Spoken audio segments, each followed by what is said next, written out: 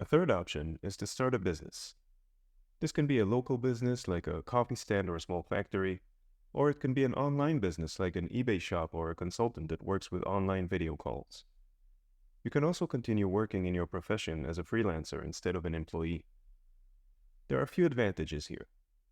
Depending on what we choose, it can be either a fresh start for those of us who are not happy with their current career path, or on the other hand, if we work as freelancers or consultants in our original professional field, it continues our career and will make it easier for us to get back to it when we return home.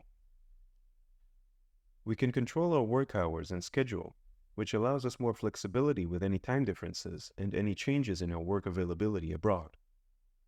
A remote or a portable business can offer some long-term stability once we get past the initial phase of setting everything up. As there are many articles, tutorials, and professional coaches, mentors, and programs that help with starting a business, I will not elaborate too much, but there are a couple of things I'd like to point out.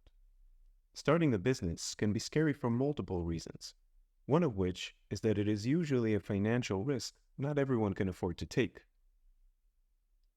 Moving abroad often minimizes this risk as our partner's income increases, and some families can live off of this single income, freeing the expat spouse to experiment.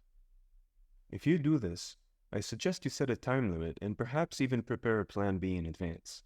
It doesn't have to be too detailed, just think of another solution that may interest you. I'm saying this because when I tried to start an online business and it failed after 2 years of hard work, it was a painful experience. Having a plan B helped me get back on my feet quickly. As for the relevant considerations, all of them are potentially important, depends on what you'll do. If you'll start a local business, you must know the language that allows you to communicate with your clients or employees. If you start a remote business, the local language may be irrelevant. If you open a food truck, you'll have to adhere to the local food hygiene laws, but as a business consultant, a different set of laws and qualifications apply. If you'll start freelancing locally as a web designer, you should know how the local work culture expects you to present yourself and handle clients. You should also network within the local professional community. Neither of those will apply if you decide to become a top seller in Fiverr or on freelancer.com. I can continue, but as there are so many possible business ideas to pursue, we cannot go through all of them. I encourage you to review the considerations list once you have decided which of your business ideas are relevant for your specific situation. Do your general research to make sure you've covered all important matters that relate to your business, and then go for it.